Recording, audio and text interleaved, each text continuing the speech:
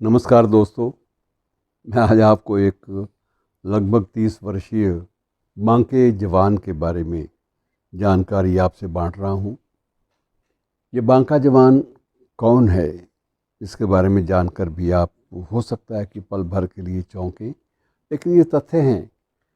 आप स्वयं एक मुस्कुराहट के साथ इसे स्वीकार कर लेते हैं। और वो जवान कौन सा है? Mobile telephone.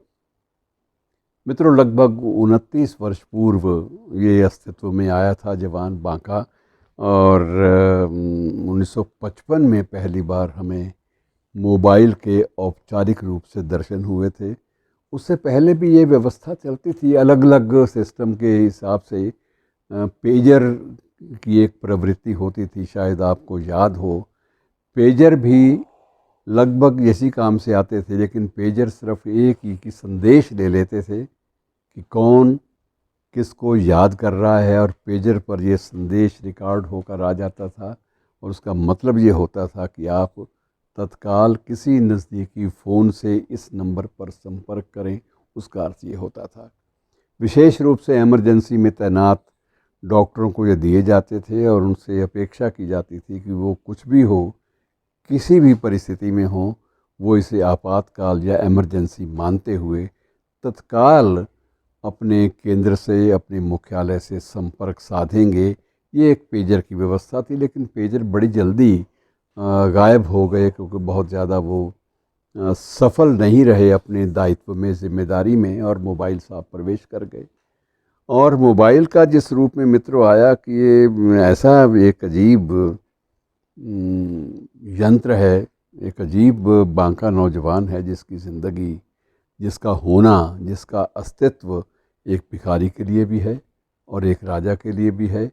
सरकारी तंत्र में, अर्थात एलीट से लेकर मासिस तक, आम आदमी से लेकर विशेष आदमी तक, फर्श से लेकर अर्श तक, आप कह सकते हैं जितने मर्जी शब्द चुने जाएं, इन सब के लिए मोबाइल एक ज़िंदगी की एक अनिवार्य वस्तु बन गया है, और इसके बिना लगता है कि वो जी नहीं सकते।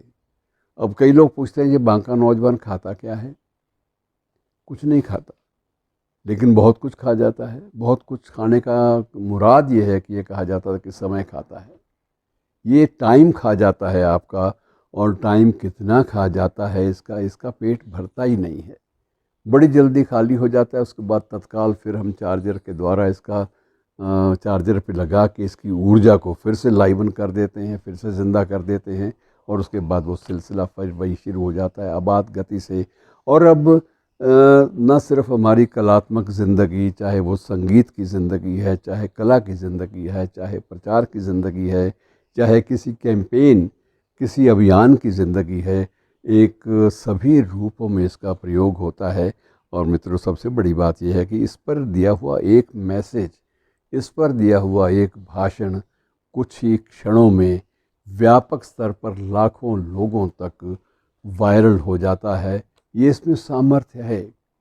एक छोटा सा यंत्र जो आपकी पाम, आपकी हथेली पर आ जाता है, उसी हथेली पर भी, अब तो उससे भी छोटे साइज़ में आ गए हैं।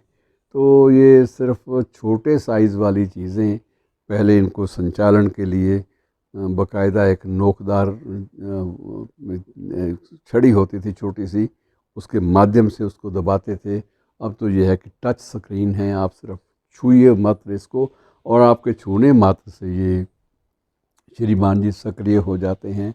और सक्रिय होते ही आपके सामने पूरे के पूरे ज्ञान के भंडार, सूचनाओं के भंडार, प्रचार तंत्र के भंडार, और तरह तरह की रोचक, मनोरंजक जो वस्तुएं हैं, जो विवरण हैं, जो डिटेल्स हैं, वो आपके सामने पलक झपकते ही प्रस्तुत कर देते हैं।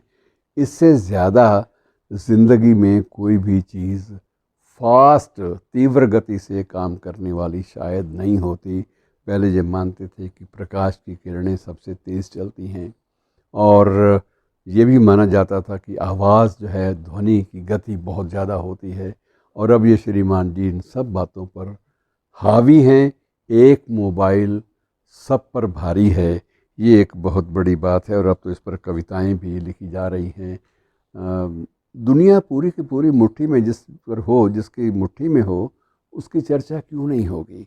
तो मित्रों, ये छोटी मोटी जानकारी बड़ी दिलचस्प होती है, इसे भी जान लेना चाहिए। शुक्रिया।